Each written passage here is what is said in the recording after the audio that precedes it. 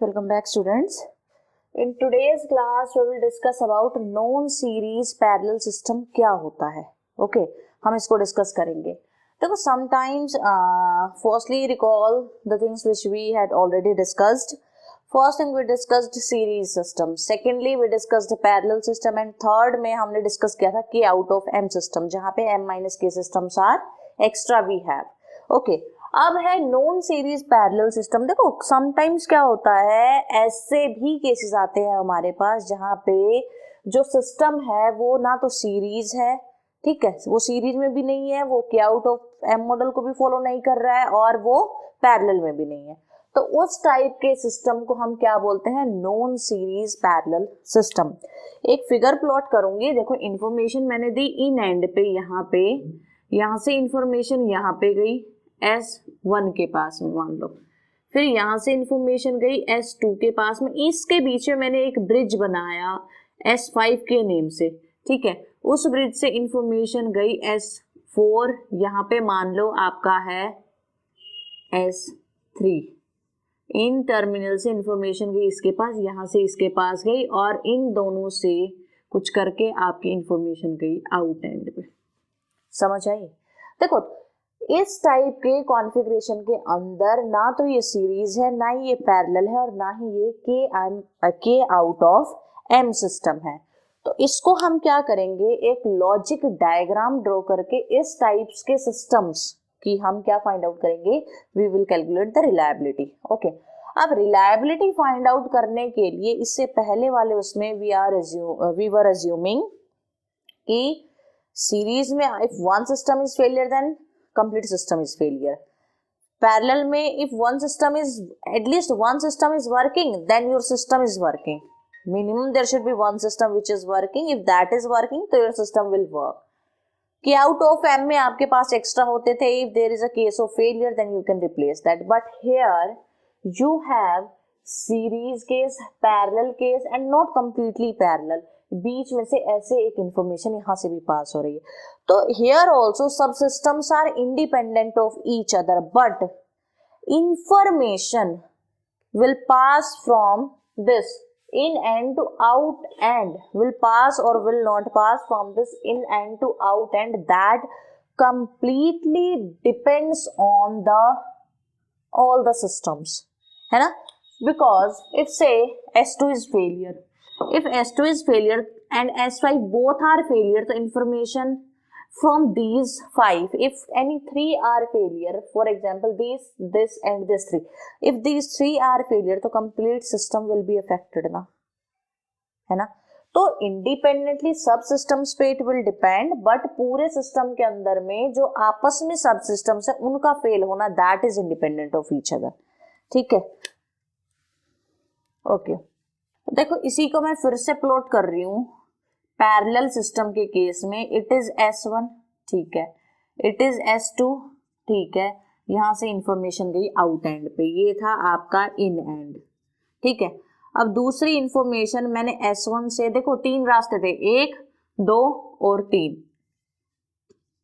S1 से information गई S5 पे, S5 से आपकी इंफॉर्मेशन गई S4 पे. इसको थोड़ा प्रॉपरली प्लॉट करते हैं. ये गई इंफॉर्मेशन. थर्ड आया आपका S3 से इंफॉर्मेशन गई आपकी S4 पे और वहां से इंफॉर्मेशन गई आपकी आउट टर्मिनल पे. क्लियर है? इन टर्मिनल से आपकी इंफॉर्मेशन गई आउट टर्मिनल में. तो आपके देखो सीरीज में भी है ये और पैरेलल में भी है, ठीक है. तो यहाँ पे क्या होगा, रिलायबिलिटी में if probability of EI is equal to PI है, अगर मैं EI इवेंट की probability, event that ith component is good, that probability is denoted by PI, then we assume कि PI के साथ प्रोडक्ट हमेशा क्या आएगा, PI आएगा, ठीक है. Now this complete reliability, the complete system is in which form? Parallel form. Parallel form तो reliability निकालने के लिए 1 में से I will subtract this one, ठीक है, 1 as it is. Now S1 and S2 both are, for say we are denoting this by R1, this by R2 and this by R3. So let's write firstly R1. R1 में this reliability is denoted by P1, P2 क्योंकि ये series में है. R2 में reliability is denoted by P1, P5, P4 and R3 में reliability is denoted by S3 and S4 यानी कि P3 and P4. तो कंप्लीट सिस्टम की जो रिलायबिलिटी है that will be denoted by 1 minus. देखो complete system is in which form, parallel form. It is denoted by 1 minus R1, 1 minus R2, 1 minus R3. Okay, तो it will be denoted by, if I put the value there, it will be 1 minus R1, 1 minus P1, P2, 1 minus R2 में P1, P5, P4, 1 minus R3 में 1 minus P3 and P4. तो it will be 1 minus, multiply, when you multiply all this you will get 1 को इससे multiply किया 1 आया. Firstly let us solve this one. 1 minus P1, P5, P4 minus P1, P2. When I will multiply this and if I use this thing, so I will get, it will be P1 multiplied by P1, P1, P2 multiply by this P2, P5 and P4. Now I will multiply this with 1 minus P3, P4. So it is 1 minus, multiply करो इसको and change the all the signs. It will be 1 minus 1 को if I multiply with this 1, 1. If I multiply with this it will be plus, not this minus and this minus. It will be plus P3, P4. खत्म. This minus and this minus will be plus. तो plus P1, P5, this plus and this minus P1. देखो P1 as it is, P3 as it is, P5 as it is, P4 is 2 times. So I will write using this P4 only 1 time. Okay. This term we did minus, or this minus and this minus, it is plus. So it will be plus P1, P2 minus P1, P2, P3 and P4. ठीक है. This plus and this minus, minus and this one, तो minus P1, P2, P5 and P4. This minus and this minus, it will be plus, so it will be P1, P2, P3, P4 2 times. I will write only 1 time and P5. So P1, P2, P3, P4 and P5. Okay, so this is your required terms. 1 से 1 cancel, तो your required reliability is this. Now इतना ही था ये model कि इसमें आप reliability को कैसे calculate करोगे, just to give you the idea. Okay, this is the complete model. Now in this we can make separate cases कि what happens if the reliability of this S5 system यानी P5 is 1. That case, what if P5 is 1? तो उस case में everywhere where P5 is coming, you will put there 1. ठीक है. From this equation you can calculate reliability. Another case is what if की S5 fails?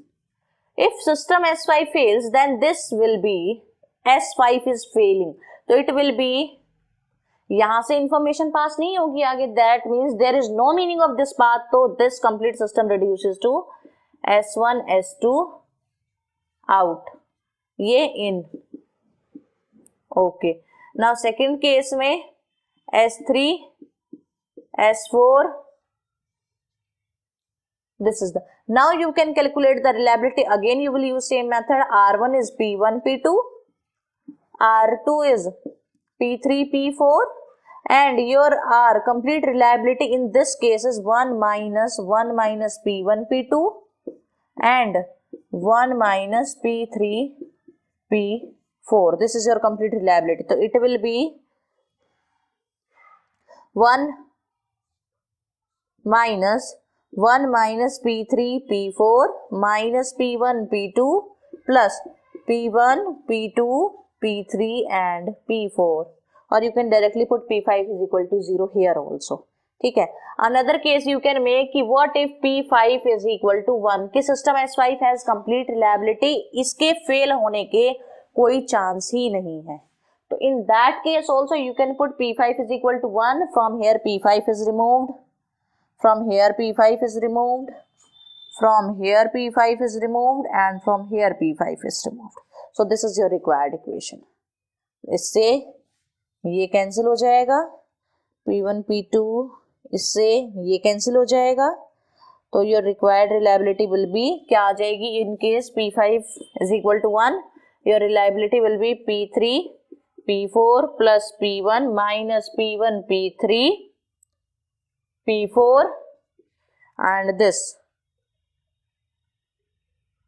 बस ये आ जाएगी आपकी रिलायबिलिटी। ओके, तो it is completely depending on you कि आप विच टाइप का system you are considering. Okay, depending upon that different things, it is not particularly about the fifth sub system, it is कि अगर कोई भी system के साथ if it is happens then you can proceed like this.